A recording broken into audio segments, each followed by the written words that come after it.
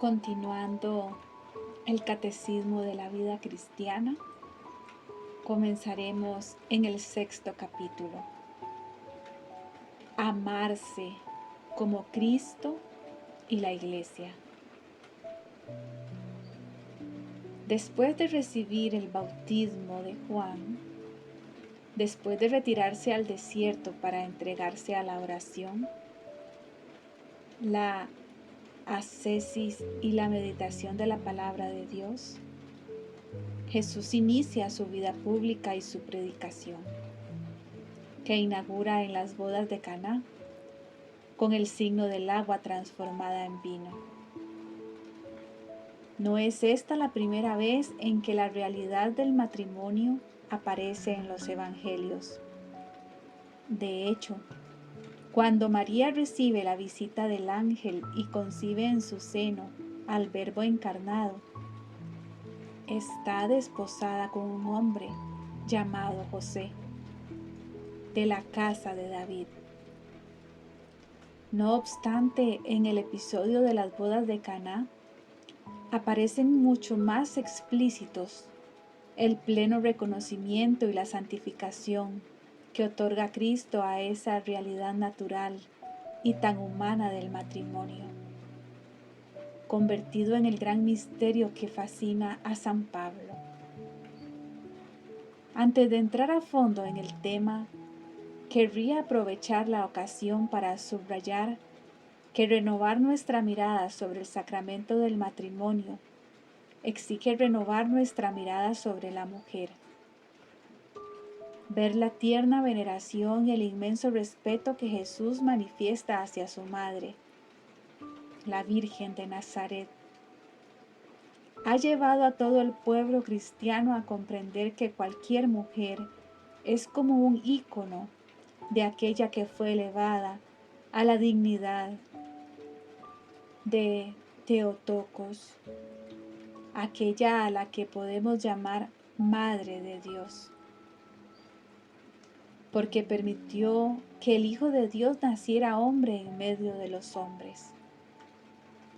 Desde el momento en que la naturaleza de la mujer queda restaurada y magnificada en María, la mujer, admirable compañera del hombre, está llamada de nuevo a desarrollar plenamente las cualidades de ternura, paciencia, dulzura, escucha, acogida, abnegación, coraje, entrega, gratuidad y generosidad de las que la humanidad está tan necesitada. Cuánto ofenden a la dignidad de la mujer la pornografía, la prostitución, la publicidad, que las utilizan como un objeto de placer del que te puedes deshacer cuando te cansas de él. Desde que Jesús nos dejó por madre a María, hemos de ver en cualquier mujer a nuestra madre, a nuestra hermana. La mirada que le dirigimos tiene que estar llena de respeto, de pureza, de gratitud y de admiración filial. Nuestro amor a la mujer debe ser un amor santo, puro, no nacido del peso del deseo carnal, sino la pureza que libera el espíritu. Como decía San Bernardo, la mujer tiene que ser amada, honrada y respetada, porque es expresión viva de la ternura de Dios. Así se comprende por qué no puede ser repudiada. La institución matrimonial en peligro. Es de tal importancia, seamos quienes seamos, Y sea cual sea nuestra vocación en el seno de la Iglesia de Dios, renovar nuestra mirada sobre el sacramento del matrimonio. La realidad es que estamos asistiendo a una transformación radical de la sociedad occidental y a un debilitamiento inquietante del matrimonio en estos inicios del tercer milenio cristiano, en el que los defensores de la teoría de Gender, los ingenieros sociales y las gobernanzas mundial quieren otorgar carta de naturaleza a todas las formas de familia, surgidas de distintas formas de uniones y prácticas homosexuales. El referente del proyecto divino para el hombre, tal y como ponen de manifiesto tanto la naturaleza humana como la revelación divina, y tal y como lo interpreta el magisterio de la Iglesia, ha pasado a ser signo de contradicción en el continente europeo, que, además de haber olvidado sus raíces, pretende elaborar sistemas jurídicos dirigidos a borrar sistemática y definitivamente las huellas del cristianismo. Vivimos en plena dictadura del relativismo, caracterizada por la ausencia exigida de marcos objetivos y constrictivos para las ideas y las costumbres. Existe, en cambio, el referente tácito y universalmente compartido del pensamiento de Nietzsche, que anuncia la muerte de Dios e invita al hombre a salvarse a sí mismo, y del pensamiento de Freud, para quien el hombre es esclavo de sus pulsiones vitales más elementales. Según la lógica freudiana, el padre, la civilización, sus instituciones y sus leyes, el sistema educativo, las distintas formas de autoridad, el gobierno, las normas morales, la religión, Dios, nuestro superego, nos impiden dar rienda suelta a nuestra vitalidad sexual.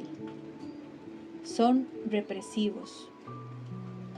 Así, es fácil comprender que la revolución sexual de la cultura occidental haya provocado la muerte del cónyuge, único y para toda la vida, y lo haya reemplazado por múltiples parejas provisionales. Una vez que el padre, la madre y el cónyuge han perdido el lugar que les es socialmente debido, los cimientos de la familia se han visto violentamente sacudidos y zarandeados. El vacío generado por la muerte cultural de Dios, del padre, de la madre, del esposo, la esposa y el hijo, han permitido que los ingenieros sociales reconstruyan al ser humano sobre nuevos cimientos exclusivamente laicos. Frente a este proyecto de demolición de la institución familiar, quienes tienen por misión proclamar la enseñanza de la Iglesia, no siempre han sabido conservar la firmeza y la coherencia, y se han refugiado en posturas ambiguas, lo que ha provocado que a día de hoy exista entre los fieles mucha confusión al respecto. El editor del libro de Tribute Calling inicia con estas palabras la síntesis del texto. El matrimonio está en crisis. La consolidación de la lógica moderna de los derechos del individuo, determinada por los deseos, inestables por naturaleza, hace que el matrimonio se tambalee. El precio de esta insensatez insostenible es la fluidez en las uniones y el debilitamiento de la vida personal. Según el autor del libro, la Iglesia se enfrenta hoy a dos grandes desafíos. Uno consiste en acoger a quienes han sido heridos en el amor conyugal, vendar sus heridas y guiarlos en la verdad hacia Jesucristo, verdadero médico y pastor de nuestras almas, que dota de auténtico sentido a la vida y al amor verdadero. El otro consiste en integrar y acompañar a las familias en situación irregular, sin desmembrar ni eliminar la enseñanza perenne e inmutable de la Iglesia en materia de fe y moral. De ahí la urgencia de recuperar el significado de esa enseñanza para responder a ambos desafíos. El sentido cristiano del matrimonio. El Concilio Vaticano II resume con estas palabras la doctrina de la Iglesia sobre el matrimonio. Fundada por el Creador y en posesión de sus propias leyes, la íntima comunidad conyugal de vida y amor se establece sobre la alianza de los cónyuges, es decir, sobre su consentimiento personal e irrevocable, así del acto humano por el cual los esposos se dan y se reciben mutuamente. Nace aún ante la sociedad, una institución confirmada por la ley divina. Este vínculo sagrado, en atención al bien tanto de los esposos y de la prole, como de la sociedad, no depende de la decisión humana, pues es el mismo Dios el autor del matrimonio, al cual ha dotado con bienes y fines varios, todo lo cual es de suma importancia para la continuación del género humano, para el provecho personal de cada miembro de la familia y su suerte eterna, para la dignidad, estabilidad, paz y prosperidad de la misma familia y de toda la sociedad humana. Por su índole natural, la institución del matrimonio y el amor conyugal están ordenados por sí mismos a la procreación y a la educación de la prole, con las que se ciñen como con su corona propia. De esta manera, el marido y la mujer, que por el pacto conyugal ya no son dos, sino una sola carne. Mateo 19, 6. En la unión íntima de sus personas y actividades se ayudan y se sostienen mutuamente. Adquieren conciencia de su unidad y la logran cada vez más plenamente. Esta íntima unión, como mutua entrega de dos personas, lo mismo que el bien de los hijos, exigen plena fidelidad conyugal y urgen su indisoluble unidad. Cristo nuestro Señor bendijo abundantemente este amor multiforme, nacido de la fuente divina de la caridad y que está formado a semejanza de su unión con la Iglesia. Porque así como Dios antiguamente se adelantó a unirse a su pueblo por una alianza de amor y de fidelidad, así, ahora el Salvador de los hombres y esposo de la Iglesia sale al encuentro de los esposos cristianos por medio del sacramento del matrimonio. Además permanece con ellos para que los esposos, con su mutua entrega, se amen con perpetua fidelidad, como Él mismo amó a la Iglesia y se entregó por ella. El matrimonio no lo ha inventado la Iglesia. Existe desde los orígenes del mundo, en todas las civilizaciones y culturas, con las características de una unión sólida y definitiva, sello del don recíproco, pleno e irreversible de los esposos. Por eso Jesús puede responder a los fariseos que le preguntan sobre la posibilidad del divorcio. ¿No habéis leído que el Creador en el principio los creó hombre y mujer? Y dijo, por eso dejará el hombre a su padre y a su madre, y se unirá a su mujer, y serán los dos una sola carne. De modo que ya no son dos, sino solo una carne. Pues lo que Dios ha unido, que no lo separe el hombre. Mateo 19, del 4 al 6. Los primeros cristianos contraían matrimonio según las costumbres de su época, y muy probablemente sin necesidad de una ceremonia religiosa especial. Así parece confirmarlo el célebre pasaje de la carta a Diometo. Los cristianos no se distinguen de los demás hombres, ni por el lugar en el que viven, ni por su lengua, ni por sus costumbres. Viven en ciudades griegas y bárbaras, según les cupo en suerte. Siguen las costumbres de los habitantes del país, tanto en el vestir como en todo su estilo de vida, y sin embargo, dan muestras de un tenor de vida admirable y a juicio de todos, increíble. Habitan en su propia patria, pero como forasteros. Toman parte en todo como ciudadanos, pero lo soportan todo como extranjeros. Toda tierra extraña es patria para ellos, pero están en toda patria como en tierra extraña, igual que todos. Se casan y engendran hijos, pero no se deshacen de los hijos que conciben. Tienen la mesa en común, pero no el lecho. En todas partes y desde los orígenes los cristianos tuvieron muy en cuenta la importancia del matrimonio como íntima comunidad de vida y de amor basada en el consentimiento libre, personal e irrevocable de los esposos y abierta a la transmisión de la vida.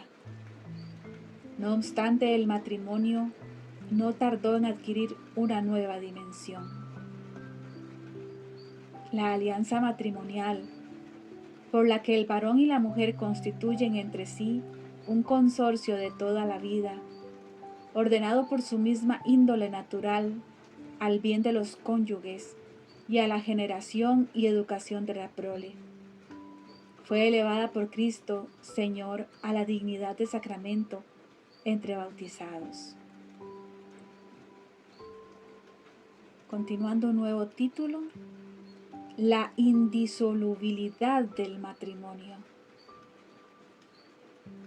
Esta nueva dignidad del matrimonio cristiano hace que la mutua fidelidad de los esposos participe de la fidelidad de Cristo hacia su iglesia, para la que Jesucristo es el mismo ayer, hoy y siempre. Hebreos 13:8.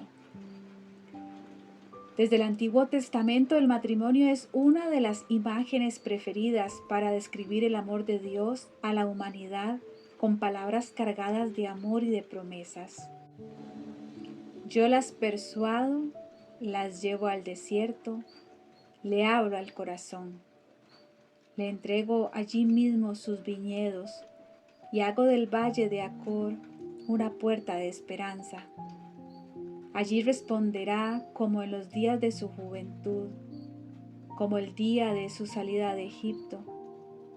Aquel día, oráculo del Señor, me llamarás, esposo mío, y ya no me llamarás mi amo. Aquel día haré una alianza en su favor. Me desposaré contigo para siempre. Me desposaré contigo en justicia y en derecho, en misericordia y en ternura. Me desposaré contigo en fidelidad y conocerás al Señor. Lo mismo es trasladable al tiempo de la redención y del advenimiento de la gracia. El matrimonio entre bautizados es como un reflejo del vínculo de amor que une para siempre a Cristo y a la Iglesia. Una unión santa, profundamente sagrada e inviolable. Por eso a partir de entonces los esposos se dan el sí definitivo en presencia del sacerdote. Cristo, que ha amado a la Iglesia y se ha entregado por ella, los une indisolublemente y les concede hasta el momento de su muerte la gracia que les ayudará a conservar su entrega mutua con la fuerza y el impulso del amor divino. Así se entiende la exhortación de San Pablo a los cristianos de Efeso. Maridos, amad a vuestras mujeres como Cristo amó a su Iglesia. Él se entregó a sí mismo por ella, para consagrarla, purificándola con el baño del agua y la palabra, y para presentársela gloriosa, sin mancha ni arruga ni nada semejante, sino santa e inmaculada. Así deben también los maridos amar a sus mujeres como cuerpos suyos que son. Amar a su mujer es amarse a sí mismo, pues nadie jamás ha odiado su propia carne, sino que les da alimento y calor, como Cristo hace con la Iglesia, porque somos miembros de su cuerpo. Por eso dejará el hombre a su padre y a su madre, y se unirá a su mujer y serán los dos una sola carne. Es este un gran misterio, y yo lo refiero a Cristo y a la Iglesia. Efesios 5, 25-33. San Pablo no exhorta a los maridos a respetar un vínculo meramente jurídico, sino a amar a sus mujeres con el mismo amor con que Cristo ama a su Iglesia. En adelante las relaciones entre los esposos cristianos se rigen por el misterio de la salvación obrada con la muerte y la resurrección de Cristo, quien se despojó de sí mismo y se entregó sin reservas por amor al Padre y a los hombres. Filipenses 2, 6, 11.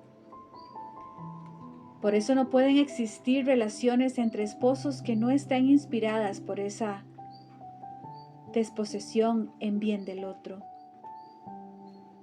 Es así como San Pablo ayuda a los cristianos a salirse del marco puramente jurídico y formal del matrimonio y de las meras convenciones sociales para entrar en el mundo de la ofrenda y del don de sí mismo. El amor gratuito, sincero y total del que el Señor ha dado ejemplo con su sacrificio y del que la Iglesia da ejemplo con su fidelidad hasta el fin de los tiempos. San Juan Crisóstomo sugiere al joven esposo que se dirija en estos términos a su esposa: te he tomado en mis brazos, te amo y te prefiero a mi vida, porque la vida presente no es nada. Te ruego, te pido y hago todo lo posible para que de tal manera vivamos la vida presente que allá en la otra podamos vivir juntos con plena seguridad. Pongo tu amor por encima de todo, y nada me será más penoso que apartarme alguna vez de ti. Construir una fidelidad de amor para siempre. El matrimonio, por tanto, es una alianza de amor entre el hombre y la mujer que remite al vínculo irrevocable de amor entre Cristo y su Iglesia, del que obtiene su carácter estable e indisoluble. Esta unión ha de tener su correspondencia en una complementariedad real entre los esposos.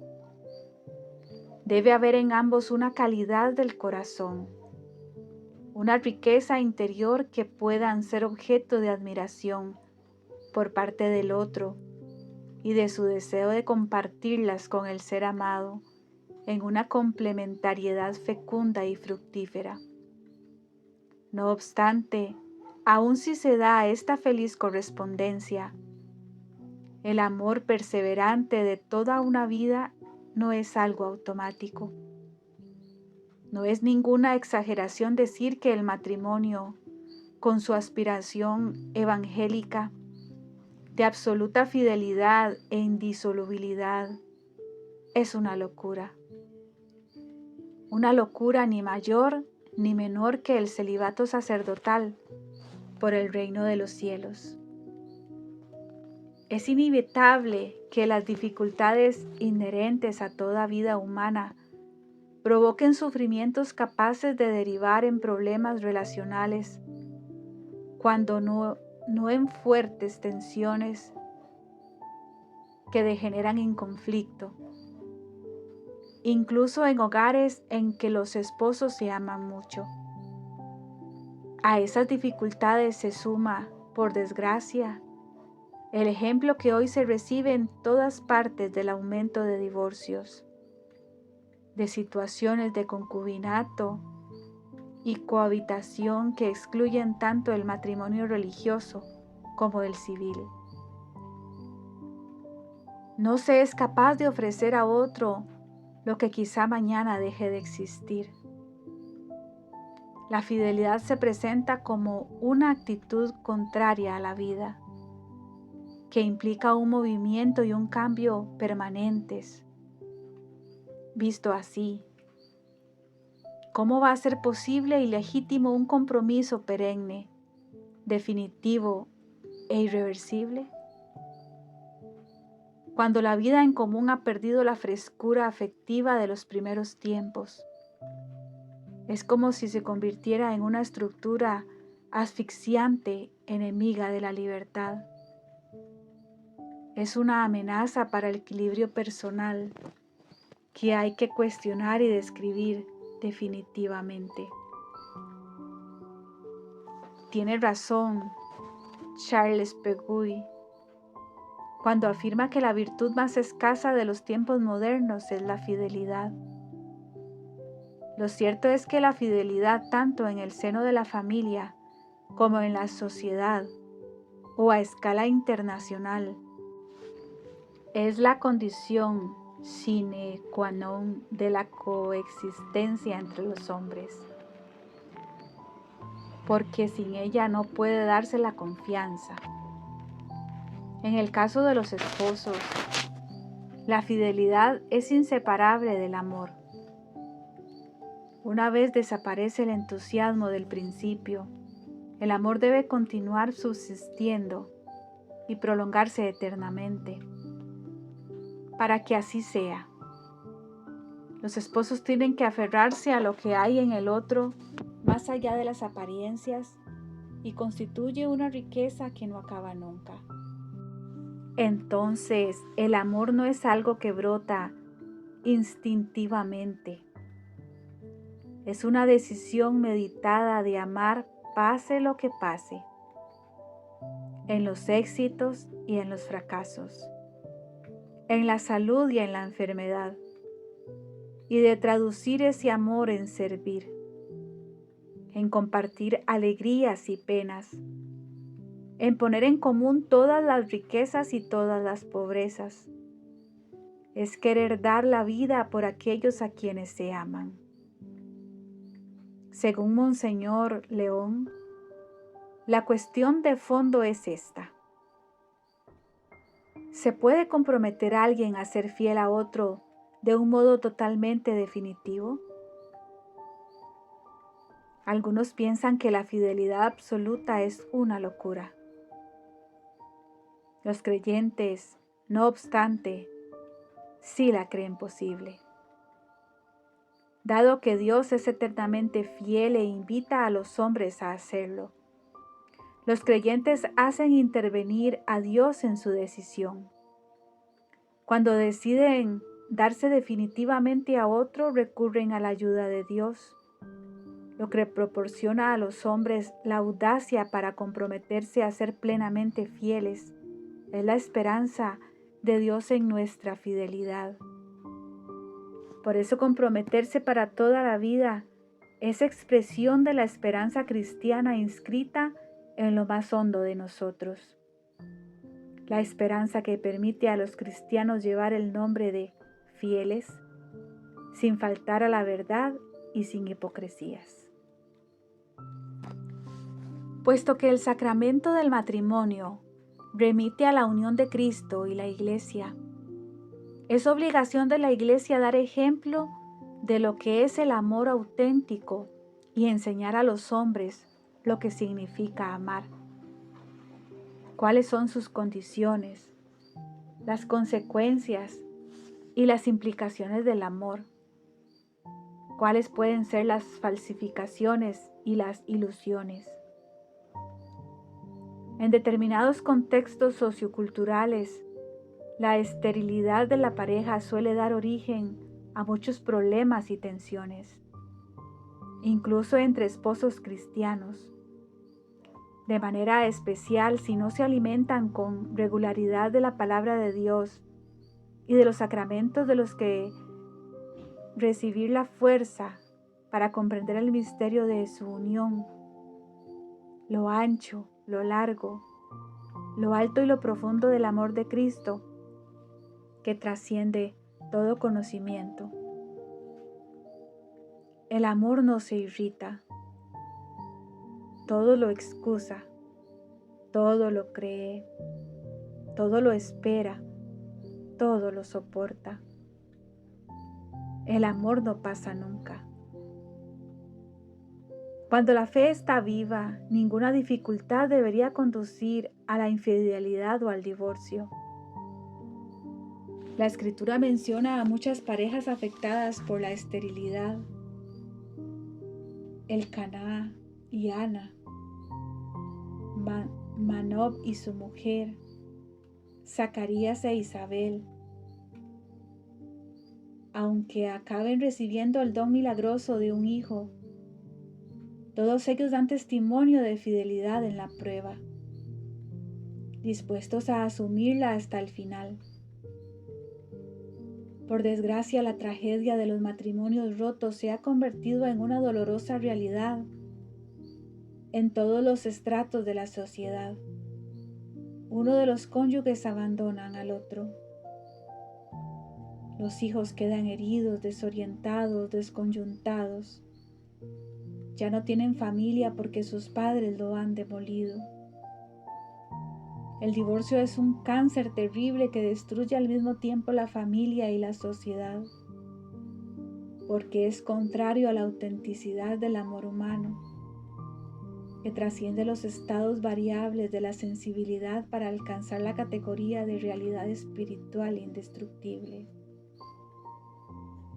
Este amor pleno y perdurable entre el hombre y la mujer constituye el plan de Dios para la familia humana. Y así se lo recuerda Jesús, sin ambajes a los fariseos. Al principio de la creación Dios los creó hombre y mujer. Por eso dejará el hombre a su padre y a su madre. Se unirá a su mujer y serán los dos una sola carne. De modo que ya no son dos, sino una sola carne. Pues lo que Dios ha unido, que no lo separe el hombre. En casa, los discípulos volvieron a preguntarle sobre lo mismo. Él les dijo: si uno repudia a su mujer y se casa con otra, comete adulterio contra la primera. Y si ella repudia a su marido y se casa con otro, comete adulterio. Marcos 10, 5-12. La situación de las personas divorciadas. La imposibilidad de casarse después de una separación es una enseñanza que el mundo no quiere entender ni aceptar, pero en la que la Iglesia está obligada a insistir con firmeza por fidelidad a su Señor.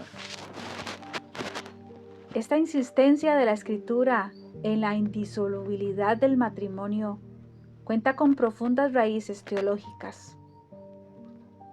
Con la unión indefectible de los esposos convertidos en una sola carne, Dios los hace testigos de su alianza con toda la creación y de la amistad que ofrece eternamente al género humano. Tanto en Israel como en cualquier civilización en todos los rincones de la tierra, el divorcio se había convertido en un derecho reconocido como medida normalizada para la regulación de las costumbres.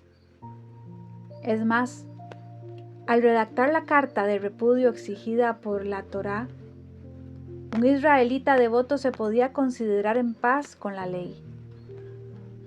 Jesús, sin embargo, no acepta esta situación.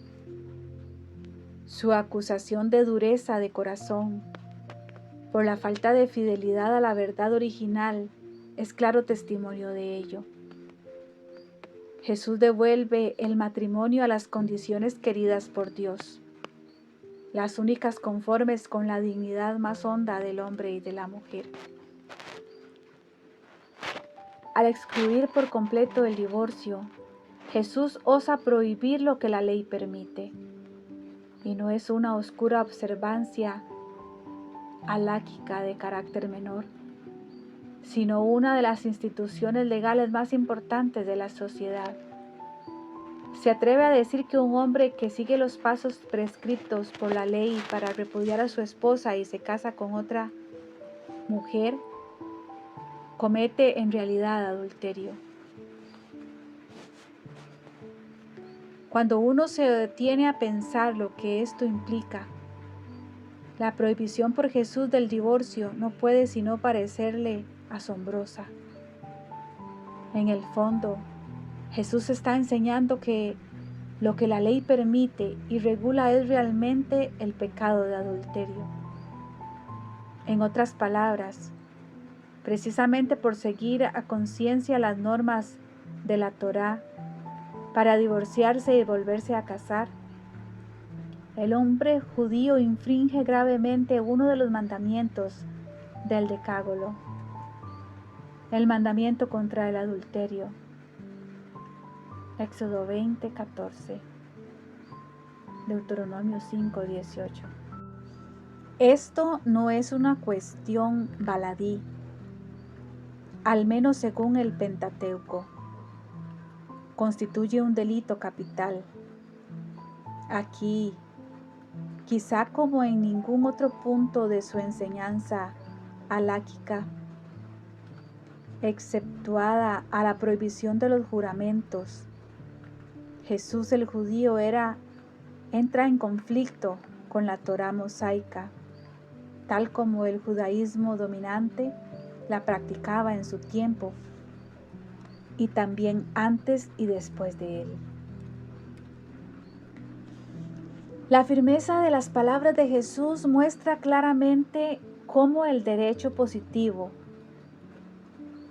veterotestamentario que autoriza la disolubilidad del matrimonio es un grave obstáculo a la plenitud de la revelación del misterio de la alianza que Cristo ha venido a consumar. La poligamia de facto deriva del matrimonio, que Jesús no duda en denominar adulterio. Es una forma imperfecta que debe ser superada para recuperar la pureza del designio de Dios antes de quedar desfigurado en el hombre a causa del pecado.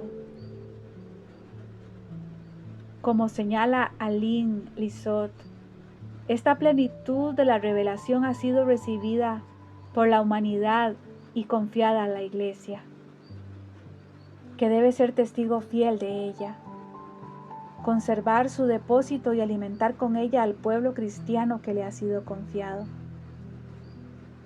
Hoy la Iglesia Católica es la única que conserva plena y fielmente la indisolubilidad del matrimonio, así como la realidad conyugal tal como Dios la quiso desde el principio.